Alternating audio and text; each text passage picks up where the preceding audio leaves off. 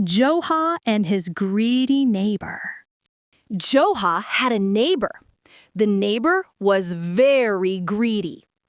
Every time he saw Joha, he said, "Don't spend money on your house. Save your money. Then you will be rich like me." One day, Joha asked, "Do you want me to live like you? To borrow things from others? To eat little? To wear nothing new? Only to keep money in a box?" The neighbor smiled and said, "Yes, I have money. You don't." Joha said, "But money is useless if you don't enjoy it." The neighbor answered, "Not true. It is enough to see the shine of gold." One day, the neighbor came to Joha.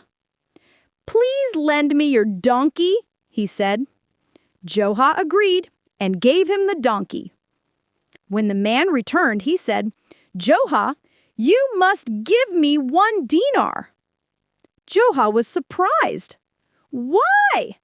I gave you my donkey for free." The man said, "Your donkey was hungry. I bought food for it. You must pay me." Joha became angry. "Shame on you! You always borrow my donkey. I never ask for money. Take this dinar, but never ask for my donkey again." The greedy man was happy. He took the money and went home. But Joha began to plan a trick. The next day, Joha bought a new turban. He went to a restaurant. He paid in advance for 2 meals. He went to the donkey seller. He paid in advance for 1 donkey. He went to the fruit seller. He paid in advance for fruit. He went to the clothes seller. He paid in advance for clothes. Finally, he gave 20 dinars to a friend and said, "Give them back to me when I ask." Later, Joha walked home. The greedy neighbor saw him.